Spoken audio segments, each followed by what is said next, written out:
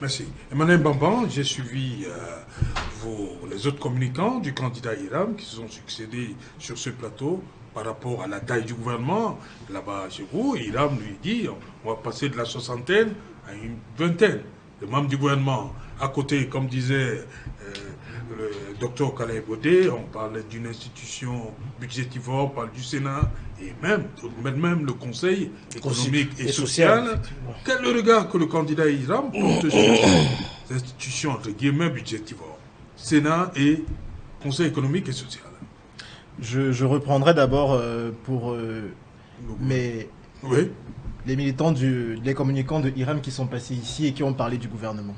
Vous devez savoir, Serge Alain, que le Cameroun, en moyenne, un ministère au Cameroun coûte par an 35 milliards. On se rend également compte qu'il y a des ministères qui sont des doublons. Je prends toujours le cas de l'éducation, où on a l'éducation de base, on a l'éducation secondaire, on a l'enseignement supérieur, on a la formation professionnelle. Oui. Les quatre pouvaient faire un an, qui pouvaient faire en sorte que les fonds là soient alloués sur des choses plus importantes comme la santé et même l'éducation dans ce pays. Des fonds qui ne sont pas, mais l'argent sort, les budgets sortent et on ne voit pas où ça va. Pour ce qui est du Sénat, justement, nous allons en droite ligne avec les propositions du docteur Ebodé, parce qu'au Cameroun, le Sénat, depuis sa création, n'a apporté rien d'autre qu'une consommation. Le Sénat consomme, mais en soi, on ne voit pas son impact dans notre société. Donc, il est important, et justement, le programme du candidat Hiram Yodi traite ce sujet, que le Sénat soit supprimé. Au même titre que la forme en soi de l'État, parce que nous parlons également d'un fédéralisme chez nous, mais d'un fédéralisme à 5 États. 5. On parle d'un fédéralisme à 5 États, et où bien sûr, les gouverneurs qui sont des nommés ne peuvent pas être au-dessus de ceux qui sont votés. Le conseil régional est voté, c'est le peuple qui les met, à travers les conseillers municipaux. Il n'est pas normal que le peuple mette quelqu'un, mais le gouvernement surplombe le peuple et soit au-dessus de lui. C'est pareil pour la fonction de préfet et de sous-préfet. Non pas pour dire qu'ils seront des laissés pour compte, non, mais ils seront reclassés.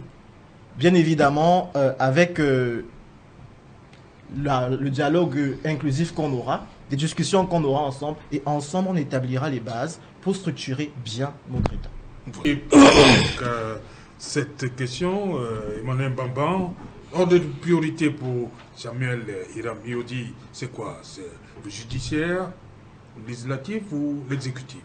Il s'attaque à quoi au lendemain de sa victoire? Au lendemain de sa victoire... La priorité, c'est à quel niveau?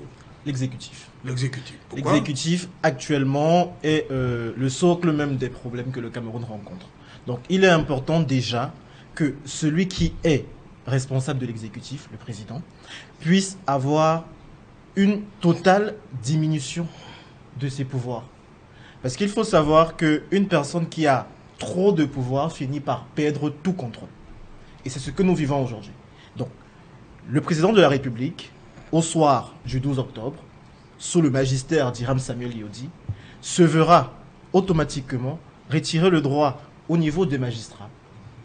Parce qu'on a besoin d'un judiciaire indépendant, mais aussi avec l'accord, bien évidemment, à la conférence avec tous les membres, tout le pays, diminution du mandat du président de la République. Parce que c'est aussi un souci que nous rencontrons. La modification de la Constitution tiendra compte de ça, parce qu'il est important aujourd'hui que le président ne soit plus là pendant 40 ans. Donc, vous parlez de la limitation? La limitation, bien évidemment, du mandat du président de la République. Parce que c'est un truc très très important et qui inquiète beaucoup de personnes. Quand vous parcourez les rues... On reste à 7 ans, mais on limite le nombre de fois? 7 ans, c'est le premier mandat. Oui. Mais avec la nouvelle constitution qu'on établira avec tout le Cameroun, on sera à 5 ans. 5 ans là, ça sera pour tous les futurs présidents du Cameroun. Emmanuel, vous dites 7 ans, c'est d'abord le premier mandat. Exactement. Donc Hiram arrive, il passe d'abord 7 ans. Puis on voit comment on fait après. Non. La Constitution, on ne peut pas biaiser totalement les lois qui sont déjà là. Lorsqu'il arrive Pourquoi au pouvoir... il fait d'abord 7 ans? Lorsqu'il arrive au pouvoir, Oui. il établit une conférence avec l'ensemble des parties prenantes au Cameroun. La Constitution au Cameroun dit aujourd'hui que le président doit faire 7 ans.